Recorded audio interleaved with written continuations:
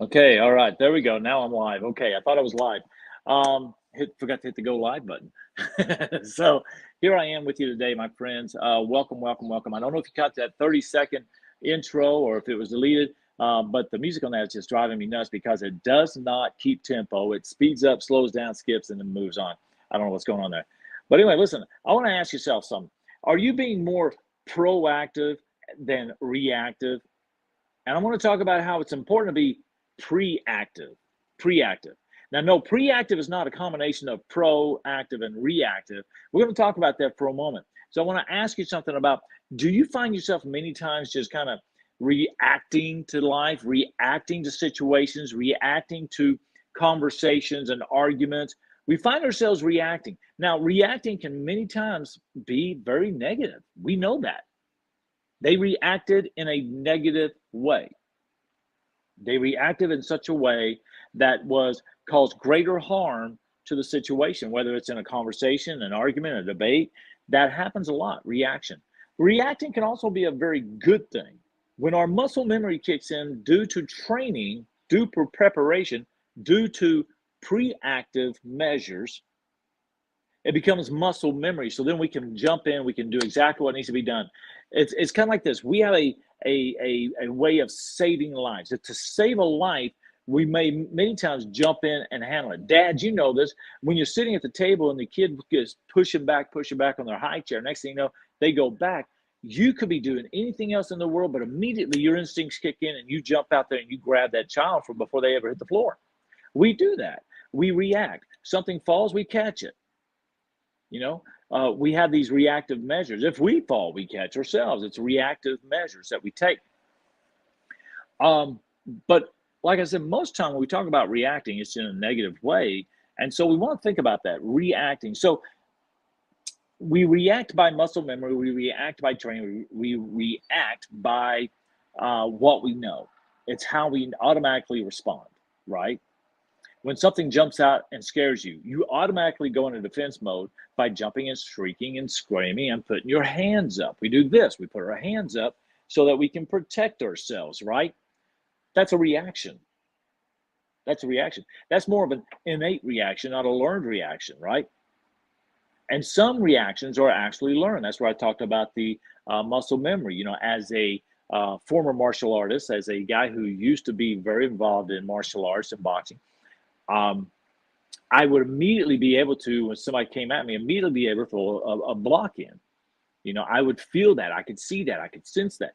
That's a reaction. That's a muscle memory. That's a positive for life saving.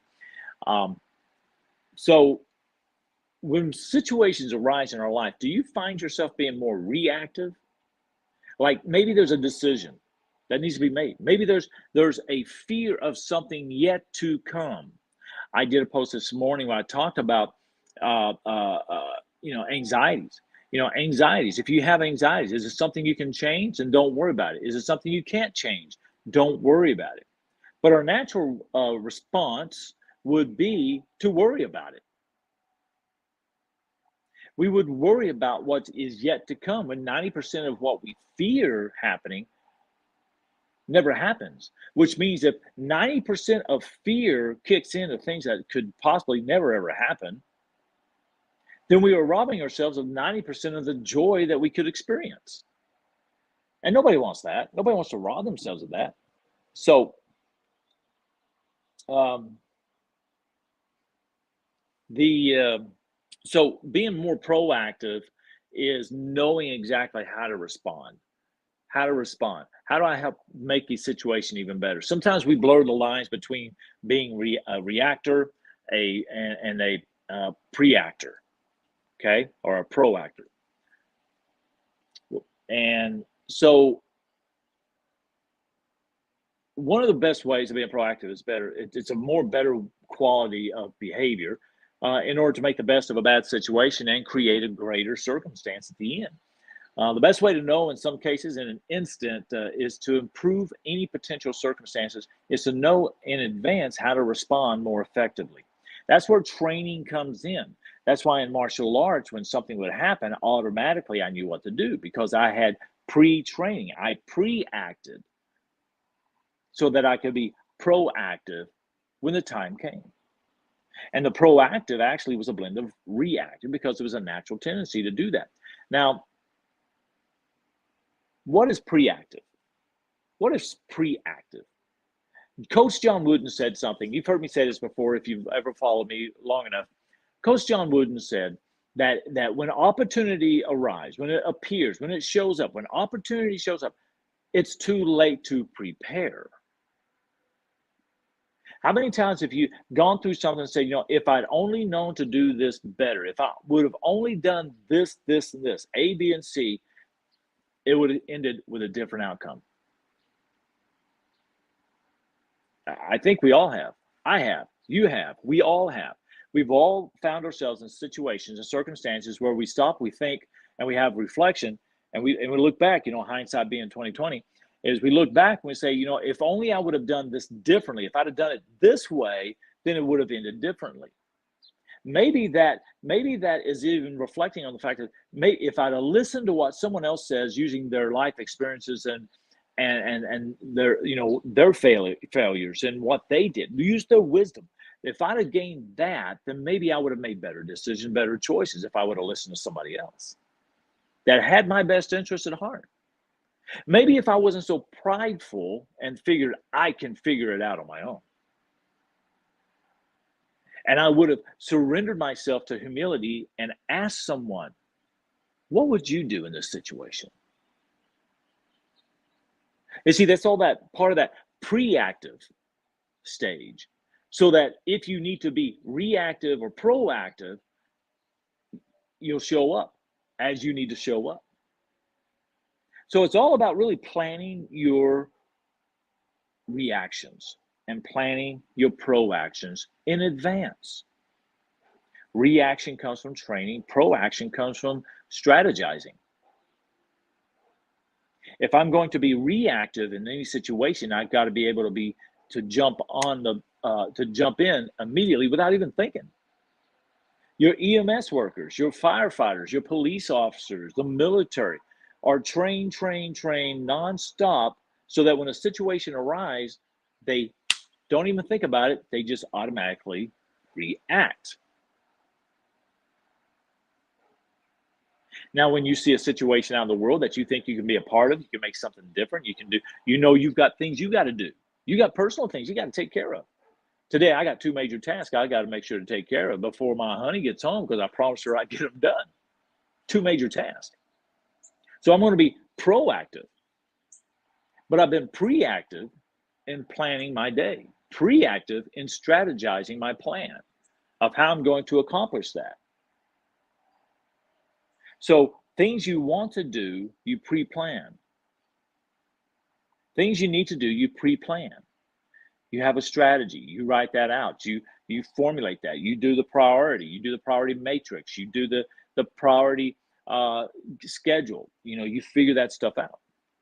You use the 5 Ds I always talk about. Do it, delegate it, dispatch, delay, or dump. That's part of my process and part of what I coach. When people are just too pressed for time, they got so much going on. Or here's, in many cases, what happens is they don't have as much going on as they think they do. They just don't know how to do it within the time that they have. And so I teach them how to use the priority matrix. I teach them about the 5 Ds. I teach them to really review and look at 3 things, 3 books, okay? The checkbook, the date book, which is your calendar, and the Facebook. Those 3 areas right there, if you're spending a lot of time in those 3 areas, I can tell you right now what your day is going to look like. So what does that look like? What does your life look like? What does your success roadmap look like? So looking at that, the way to be more proactive in anything is preactive planning. In the military, we did this all the time. We knew 9 months out or 90 days out what we were going to be doing because we already pre-planned.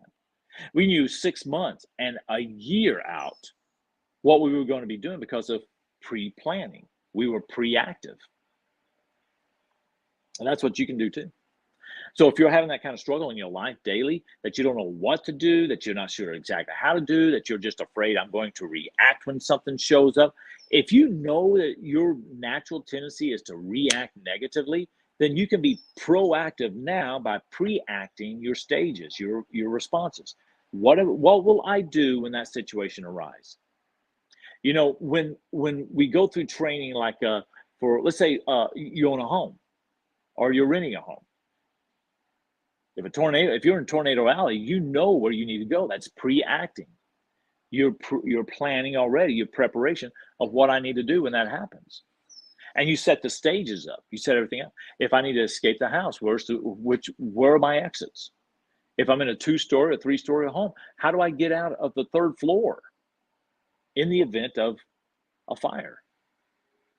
It takes constant planning and strategizing. If you own an automobile, if you own a home, if you own any property, you know that there are certain things you have to do in advance. But rather than wait to the end to do something about it, and you know it should have been done, why wait until the end where you can say, I wish I would have. I knew I should have. That's what always kills me when people say, I knew I should have done that. Then why didn't you do that? If you already determined that something negative could possibly happen, you already knew that, then you're part of the problem. You're part of the problem. So you can't panic and freak out when it happens if you already knew that there's a potential for that to occur. So always planning for success, always planning for possible circumstances that were going to be negative. How do you do that? Always be preparing for the worst, hoping for the best, planning for the best by pre-acting. So in this situation, this is what we will do. We do it when we drive. If you're a good driver, you look up ahead and you look around and you come to the stoplight and you say, I know my light's green, but I need to look both ways, because what happens if somebody else decides that they just want to run through? You need to always be aware. You have situational awareness. How am I going to respond in this situation? Getting on the highway, passing a truck. How am I going to respond if that truck loses its load, has a blowout? How do I respond? And that's what you need to do, the constant mind strategizing in the event of, what will I do? In the event of, fill in the blank, what will I do? What should I do? What can I do? And how can I plan for that now? So let's be more preactive so that we can be proactive instead of reactive. But until we get to the point where our reaction is a positive state because we pre-acted, pre-planning, so we could be proactive when the event occurs and reactive by muscle memory, through training, through mental training. Did you know that the mind does not understand the difference doesn't differentiate between what's reality and what's perceived? So if you go through your mind, and many times just go through your mind, your reactions in any situation, and go through it many times, when that situation occurs, you will be better prepared than the person who waits to the end, that had no planning at all.